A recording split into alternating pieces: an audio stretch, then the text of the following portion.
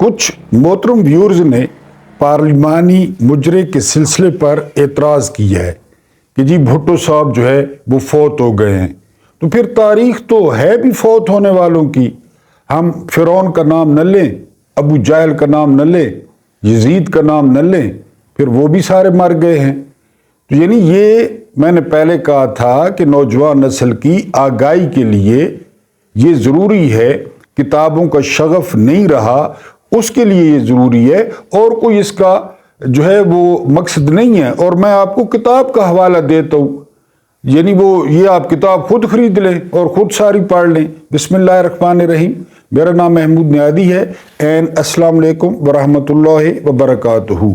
पार्लिमानी मुजरे में जुल्फ़िकार अली भुट्टो का जो दूसरा सिलसिला है, यानी आज इसको ख़त्म करेंगे, वो शुरू करते हैं कि जुल्फ़िकार अली भुट्टो की जो है वो लाइफ कैसी थी। मार्गरेट ने भुट्टो का दामन छोड़ा। वैसे खुद भी भुट्टो एक ही बदन के लम्स से उकता चुका था और किसी नए शिकार की तलाश में था। इस दौरान भुट्टो की मुलाकात एक नौजवान बेवा मैरी एलन से हो गई। मैरी एलन क़यामत ढाने वाली हसीना थी। उसके जिस्म में बेपनाह कशिश थी।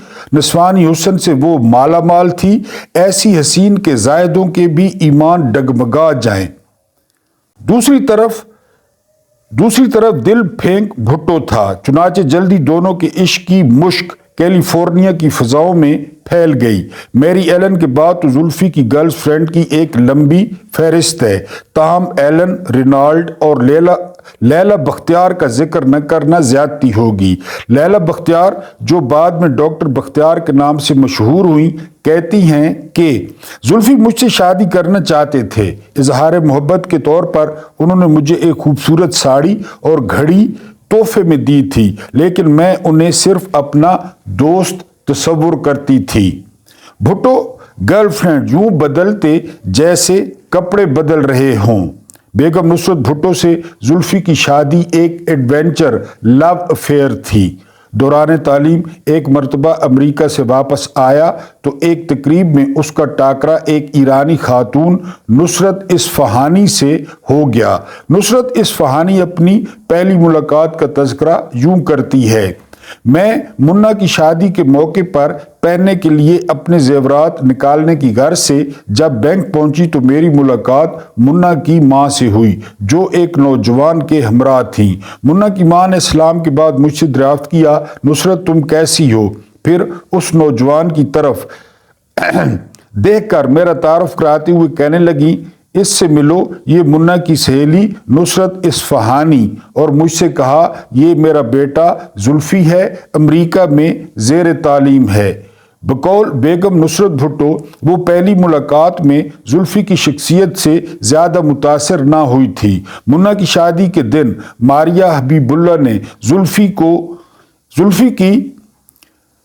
जुल्फ़ी की तरफ इशारा करते हुए बेगम नुसरत भुट्टो से कहा था, देखो कितना हैंडसम है। तो नुसरत कहती हैं, मैं ज़ुबान से तो न कह सकी, अलबत्ता दिल ही दिल में कहा कि ये हैंडसम कहाँ है, इससे गलत फहमी हुई है। जुल्फ़ी को हैंडसम महसूस न करने के बावजूद भी नुसरत के दिल में भुट्टो नक्श होकर रह गया। बेगम नुसरत भुट्टो के बकौल मेरा ख्याल था कि भुट्टो तबन शर्मीले हैं, लेकिन शादी की तकरीब में रक्स के दौरान उन्होंने मुझे सीने से लगाना चाहा तो मैंने उनसे कहा, जनाब ये पाकिस्तान है, अमेरिका नहीं। मेरी बातें सुनकर जुल्फ़ी ने कहका लगाया और तकरीब के इख्तिताम पर मुझे घर छोड़ने की पेशकश की तो मैंने अपनी कार की मौजूदगी का कहकर पेशकश मुस्तरद कर दी। जुल्फ़ी फिर भी बाज ना आया और उन्होंने मुझे आइसक्रीम खिलाने की दावत दी, जिसे मैंने ठुकरा दिया। जवाब में जुल्फ़ी गुस्से में आ गया और कदरे तल्ख लहजे में कहा कि तुम नहीं जानती मैं कौन हूँ। लेकिन फिर जल्दी नाराज़गी दूर हो गई और हम काफ़ी देर तक बैठे एक दूसरे से बातें करते रहे। इस मुलाकात के बाद जुल्फ़ी ने मुझे एक शानदार होटल में खाने की दावत दी। इस दावत में जुल्फ़ी ने मेरे सामने शादी की तजवीज़ रखी, मगर मैं इस हवाले से अभी संजीदा न थी। इस मुलाकात के कुछ अरसे बाद भुट्टो वापस तालीम के लिए बर्कले चले गए। 1951 में तालीम से फरागत के बाद जुल्फी सीधे कराची पहुंचे। इस अरसे के दौरान उसने नुसरत भुट्टो से कोई बाकायदा राब्ता न रखा, क्योंकि इस अरसे में कैरोलिन और सोजी नामी दो शीजाएं भुट्टो के गले का हार बनी रहीं। वतन पहुंचती भुट्टो ने नुसरत से मुलाकात की और जुबान की शरीनी से नुसरत का दिल जीतने की कोशिश की, जिसमें वो बड़ी हद तक कामयाब हुआ। उसने नुसरत को यकीन दिलाया कि 2 साल तक मैं सिर्फ और सिर्फ तुम्हारे बारे में ही सोचता रहा। उन्होंने उल्टा नुसरत से शिकायत की कि एक बरस कबल उन्होंने अपने एक दोस्त के जरिए पैगाम भेजा, मगर नुसरत ने उसका कोई जवाब नहीं दिया। नुसरत जुल्फी के इस वार से न बच सकी। इस तरह वो नुसरत के दिल में अपने लिए मकाम बनाने में कामयाब हो गया। नुसरत इस मुलाकात का जिक्र यूं करती हैं कि उन्हें अचानक देखकर मुझे बेहद खुशी हुई, मगर अपनी खुशी का इजहार नहीं करना चाहती थी। जब मैं उन्हें गेट तक छोड़ने आई तो उन्होंने एक बार फिर शादी की तजवीज़ दोहराई। बेगम नुसरत भुट्टो कहती हैं कि जुल्फी के दबाव के बाद मैंने अपने वालिद और बहन से अपनी शादी के बारे में गुफ्तगू की। ईरानी नस्ल होने की वजह से पहले तो उन्होंने साफ इनकार कर दिया, क्योंकि वो एक सिंधी को दामाद बनाने पर तैयार नहीं थे, मगर मेरे इसरार पर मेरे घर वाले जुल्फी के साथ शादी के लिए तैयार हो गए। नुसरत जुल्फी का पहला इश्क था जो कामयाबी से हमकिनार हुआ, मगर आशिक मिजाज भुट्टो को फिर भी चैन नसीब ना हुआ। उस जमाने में उसने अमली सियासत में हिस्सा लेना शुरू कर दिया था।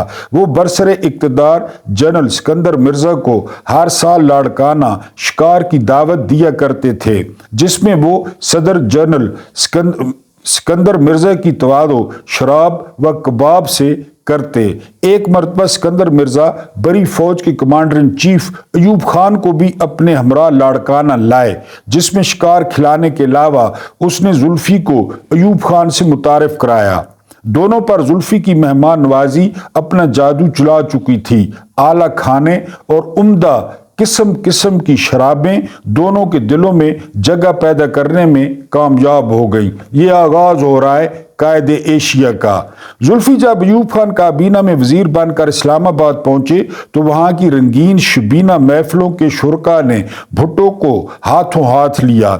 जवानी में इक़्तिदार के मजे मिले, यूं जहानत और वजाहत बाहम यकजा हो गए तो आशिक मिजाज भुट्टो दिल पर काबू न रख सके। बदनाम जमाना जनरल रानी भुट्टो के लिए रंगीन शामों का एहतमाम करने का हमेशा दावा करती रही। हुस्न व मस्ती की शायद ही कोई महफिल ऐसी होती जिसमें भुट्टो मुद्दू न किए जाते। मस्त जवानियों से जी भर कर भुट्टो अपनी जिनसी तस्कीन हासिल करता।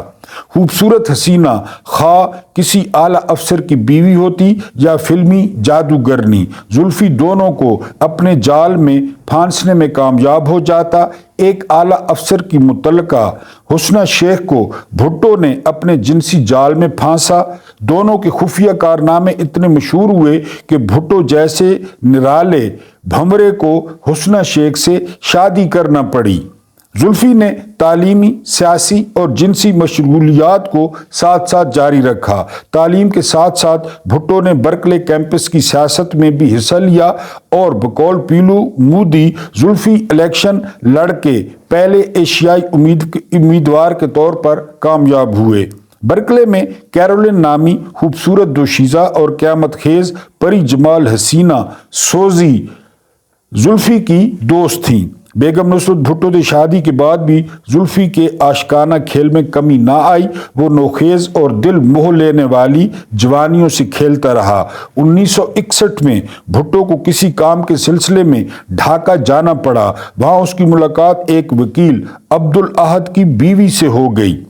भुट्टो एक मुशाक शिकारी तो मशहूर था ही, चुनाचे उसने पहली मुलाकात में हुस्ना शेख का शिकार कर लिया। भुट्टो के नए शिकार की खबर नुसरत भुट्टो तक पहुंची तो उसने एहतजाज किया, जिसे भुट्टो ने रद्द कर दिया। वो सीधी औरत शेर कौस जी के घर गई। ख्याल रहे नुसरत जुल्फी निकाह में कौस जी एक अहम किरदार थे। कौस जी की बेगम नुसरत भुट्टो को سیدھا ایوب خان کے پاس لے گئی۔ بھٹو ایوب خان کی کابینہ کا کھلنڈرا وزیر تھا۔ عیاش اور تماش بین شخص کے طور پر وہ خصوصی شناخت رکھتا تھا۔ اسلام آباد کی نائٹ تقریبات میں زلفی کو خاص طور پر مدعو کیا جاتا، جہاں وہ جی بھر کر رنگ رلیاں مناتا۔ کاؤس جی کی بیگم نے جب ایوب خان سے ان کے نوجوان وزیر کی شکایت کی تو ایوب خان کاؤس جی کی بیگم کی نہ صرف تائید کی بلکہ بھٹو کو بلایا اور حکم دیا، اپنی بیوی کو واپس لو یا کابینہ سے چھٹی کرو۔ سیاسی کیریئر کے ابتدائی دنوں میں اس قدر شدید دھمکی کے آگے بھٹو جھک گیا، لیکن حسنہ شیخ اس کے دل سے نہ نکل سکی اور نوبت نکاح تک پہنچی۔ یہ نکاح مولانا کوثر نیادی نے پڑھایا تھا۔ بیگم نصرت بھٹو تک نکاح خاں کی بات پہنچ گئی، چنانچہ رد عمل میں انہوں نے مولانا کوثر نیادی کو اپنا بہت بڑا مجرم ٹھہرایا اور نکاح پڑھانے کا جرم معاف نہ کیا۔ زلفی ایک سحر انگیز اور دل پھینک شخصیت کا مالک تھا۔ اس کی عادات شہزادوں جیسی تھیں۔ وہ جہاں شراب نوشی کا عادی تھا وہیں شکار کا بھی شوقین تھا۔ نوخیز جوانیوں کا شکار کرنا اس کا من پسند مشغلہ تھا۔ سچ تو یہ ہے کہ وہ ہر رات ایک نئی لڑکی کے ساتھ منانے کا عادی تھا۔ یہاں پہ میں نے پہلے عرض کیا کہ یہ سارا کچھ کس بیس پہ ہو رہا تھا؟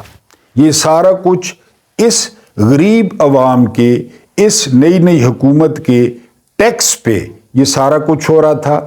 ادھر امریکہ کی خیرات آنے پر اونٹوں کے گلے میں تھینک یو امریکہ کی تختیاں لٹکائی جا رہی تھیں، تو ادھر یہ ہو رہا تھا۔ اس بات کا افسوس ہوتا ہے، یعنی کوئی مرا ہوا ہے، انہوں نے اور کس نے کیا؟ یعنی ملک، میں کئی دفعہ کہہ چکا ہوں، ملک یہاں تک کیسے پہنچا ہے؟ سارے اس میں اسی طرح ہیں۔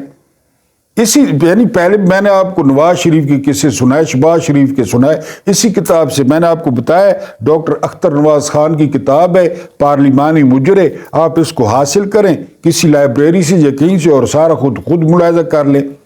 بات، ہمارا ٹاپک ہے پاکستان۔ ہم جدھر سے بھی جو ہے نا گھنٹہ گھر کی طرح آئیں تو آگے پاکستان ہے، ہم مقدمہ لڑ رہے ہیں پاکستان کا۔ نہ ہمیں مرے ہوئے بھٹو سے غرض ہے، وہ فائد عیسیٰ کو ہے، نہ ہمیں نواز شریف، شہباز شریف۔ ہمارا جو مقصد ہے وہ پاکستان ہے، ہمارا مقدمہ پاکستان ہے کہ پاکستان اس حالت میں کیوں کھڑا ہے۔ اب جو کاکڑ صاحب ہے انہوں نے کہا ہے کہ قائد اعظم کا قول تبدیل کیا جا سکتا ہے۔ بالکل کیا جا سکتا ہے کاکڑ صاحب۔ آپ لوگوں نے اور آپ کے بڑوں نے اور آپ کے مالکوں نے قائد اعظم کا پاکستان قتل کر دیا، تو قول کیوں نہیں تبدیل کیا جا سکتا؟ یعنی میں کئی دفعہ کہہ چکا ہوں کہ یہ پاکستان تو نہیں دیا تھا قائد اعظم نے۔ قائد اعظم نے جو پاکستان دیا تھا نا، وہ بنتے ہی دنیا کی 5ویں بڑی سٹیٹ تھا، پھر ہم نے اسے بوجھ سمجھا اور 1971 میں اس کا قتل کر دیا۔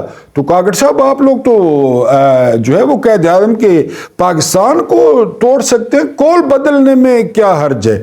اب ذرا ناظرین ڈاٹ کنیکٹنگ کریں، امریکی دورے کو، کاکڑ کی اس جو ہے نا بانگ کو، ان کو کنیکٹ کریں نا۔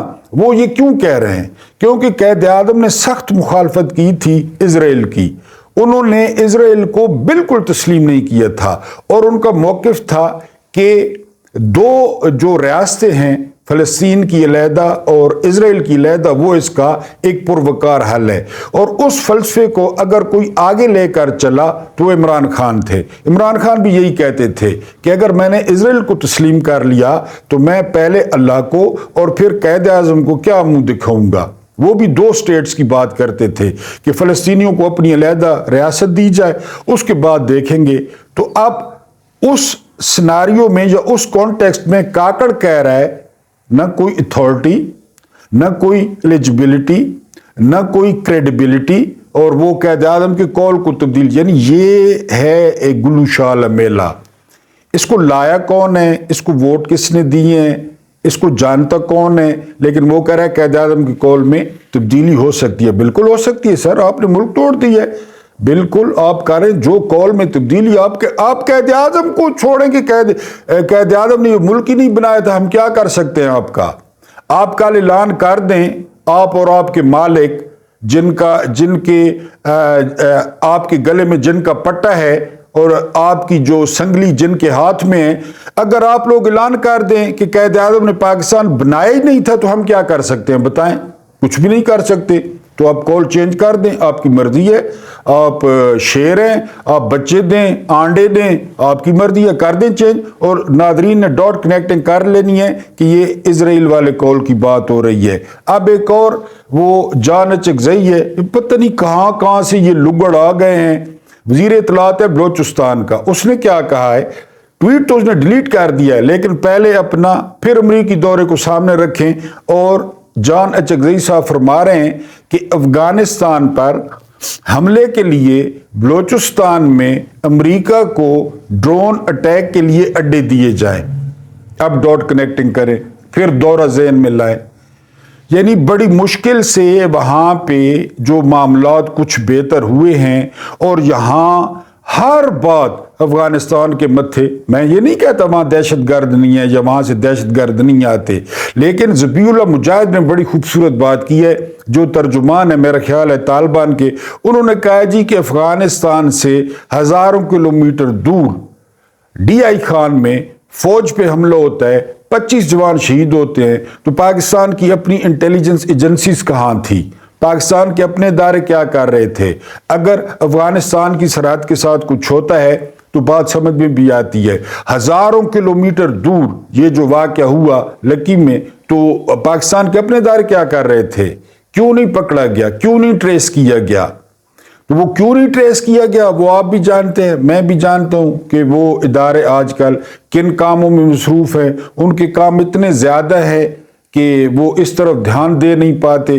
انہوں نے صنم جاوید کو 2015ویں دفعہ گرفتار کرنا ہے، یاسمین راشد کو 3014ویں دفعہ گرفتار کرنا ہے، ختیجہ شاہ پہ قتل کا مقدمہ کرنا ہے، ختیجہ شاہ کو کوئٹہ لے کے جانا ہے۔ تو بیچارے کون سا کام کریں؟ ذبیح اللہ مجاہد صاحب آپ اپنے کومنٹس پاس رکھیں، اور جان اچکزئی کے اس ٹویٹ پر سر دھنیں۔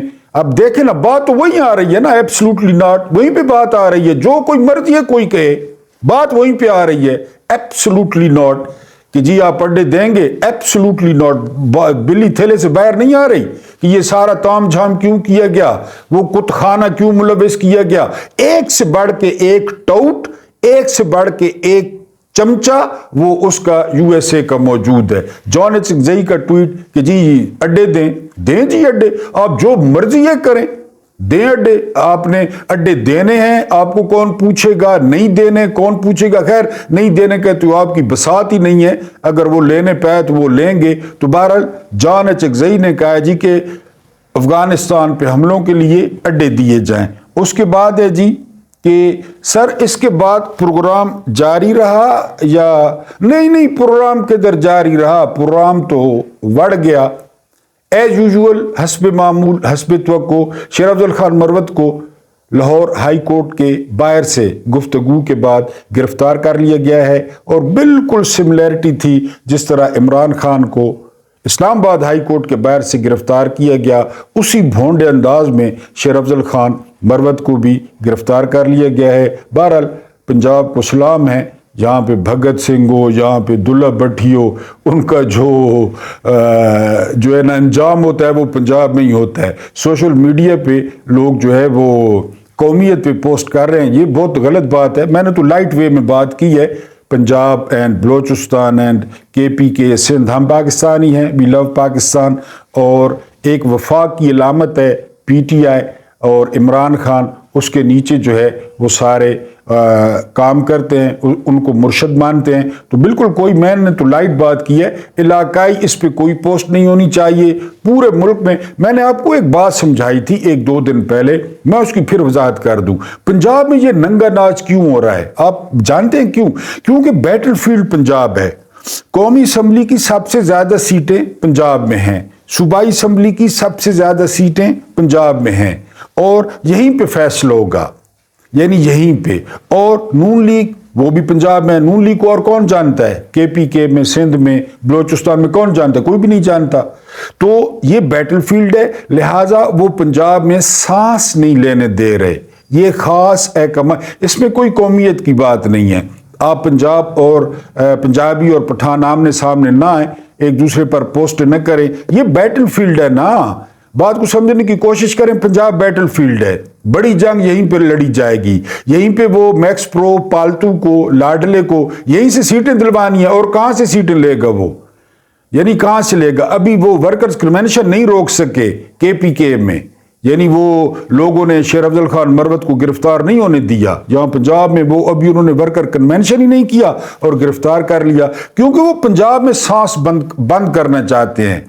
जहां से इस लाडले को जितवाना है, जहां से उसको 80-90 सीटें दिलवानी है। किस तरह दिलवानी है? ये वो एक होता है ना, कोई खऊ ठेकेदार या खुदा न खास्ता रिश्वतखोर अफसर, तो बहुत बड़ी जो है वो कोठी बनवाता है और कोठी के बाहर सबसे बड़ा जो बोर्ड लगा होता है वो लगा होता है हादा मिन फजल रबी, ये मेरे रब का खास कर्म है। उस कोठी में लगा हुआ क्या होता है? बाहर बोर्ड जो होता है। तो ये मैक्स प्रो ये जितवाएंगे कैसे? फिर ये ऊपर बोर्ड लगा देंगे कि हादा मिन फजल रबी, जिस तरह नून लीग वाले बार बार कहते हैं हम अदालतों से सुर्खरू हो गए, और इनके यकीन करें लीडरों को या इनके सपोर्टर्स को सुर्खरू का मतलब ही नहीं आता होगा, लेकिन वो आमिर फारूक की अदालत से सुर्खरू हो रहे हैं, कादी फाइज़ की अदालत से सुर्खरू हो रहे हैं, सरदार तारिक मसूद की अदालत से सुर्खरू हो रहे हैं, वो सुर्खरू होते जाएंगे।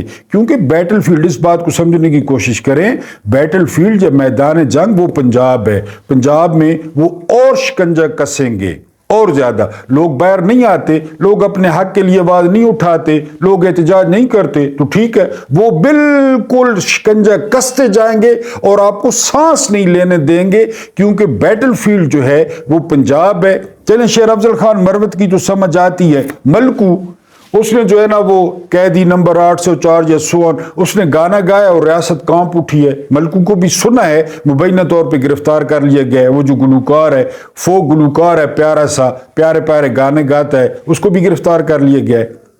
इस बात को समझें और इस बात को एक दूसरे को समझाएं कि पंजाब बैटल फील्ड है।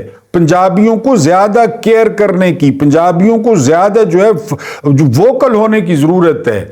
उनका जो है ना सांस जो है वो दबाया जाएगा, उनकी जो है वो गर्दन से हाथ डाला जाएगा, क्योंकि यहीं से लाडले को, यहीं से पालतू को, यहीं से पालशिए को उन्होंने जितवाना है। जो प्रोजेक्ट 2024 है, उसके बाद एक बारीक वारदात डाली है बाकिर नजफी ने। पहले तो कहा गया कि तहरीक इंसाफ की जो दरख्वास्त थी वो एक्सेप्ट हो गई। ये बाकिर नजफी साहब, ये मॉडल टाउन वाले हैं, ये बाकिर नजफी साहब ये 50 रुपए के स्टाम्प पर भगाने वाले हैं। ये बाकिर नजफी साहब 1122 हैं नवाज शरीफ खानदान की। अब पीटीआई का मौके बिल्कुल ठीक था कि ये डीसी जो रोजाना एमपीओ के आर्डर निकाल रहे हैं उनको आरओ बना दिया है, तो वो तो पहले जो है ना वो पालतू हैं हुकूमत के, और वो अपनी नौकरियां, ना ईमान ना खुदा ना खौफ, वो सिर्फ अपनी नौकरियां देख रहे हैं और जुल्म किए जा रहे हैं, उनको आरओ बना दिया। पीटीआई ने दरखास्त डाली कि अदलिया के तहत इंतखाबात हों, बाकिर नजफी ने फौरन कबूल कर ली। बात को समझने की कोशिश करें, और उन्होंने वो इलेक्शन कमीशन का नोटिफिकेशन मुअत्तल कर दिया। इलेक्शन कमीशन ने फौरन वो जो ट्रेनिंग दे रहे थे आरओ को, वो ट्रेनिंग रोक दी। अब ये सारा कुछ किधर जाएगा मामला? इलेक्शन मुलतवी होने की तरफ। 1122 बाकिर नजफी, और तो कहीं से रिलीफ नहीं मिल रहा, इसमें मिनट लगा है, उन्होंने रोक दिया है। और अब ये जो प्रो PMLN है, ये जो है ना सहाफ़ी और शहबाज शरीफ, उसने खुद कहा है कि पीटीआई खाली बातें करती है, वरना इलेक्शन की राह में जो सिर्फ रुकावट है वो पीटीआई है। पीटीआई इलेक्शन से भागना चाहती है। हालांकि आप जानते हैं झूठ इस खानदान का ओढ़ना बिछोना खाना पीना इनका झूठ है, चाहे जो भी हो। तो हस्बे मामूल उसने झूठ जो है ना बोल दिया शहबाज शरीफ ने। हालांकि सबको पता है कि इलेक्शन कौन चाहता है और भागना कौन चाहता है, लेकिन बाकिर नजफी ने बड़ी बारीक वारदात डालते हुए और बैकफुट पे धकेल दिया है पीटीआई को। पीटीआई पर अब तनकीद हो रही है कि वो इलेक्शन डिले करवाना चाहते हैं, वो इलेक्शन में नहीं जाना चाहते, लेकिन पूरी कौम जानती है कि इलेक्शन कौन डिले करवाना चाहता है। ये आपका अपना डिजिटल प्लेटफॉर्म है। वीडियो अच्छी लगी हो तो تو لائک ضرور کریں. اگر لائک نہیں کرتے تو کمنٹس لازمی کریں اور کمنٹس میں بتائیں. اور باقی تمام دوستوں سے یوٹیوب فیملی سے درخواست ہے کہ وہ اس فیملی کو بڑا کرنے میں مدد کرے. چینل کو سبسکرائب کرے اور اپنے دوستوں اور اپنے پیاروں کے ساتھ شیئر کریں. اللہ پاک آپ لوگوں کو آسانیاں عطا فرمائے اور آسانیاں بانٹنے کی توفیق عطا فرمائے. مجھے برداشت کرنے کا بہت بہت شکریہ.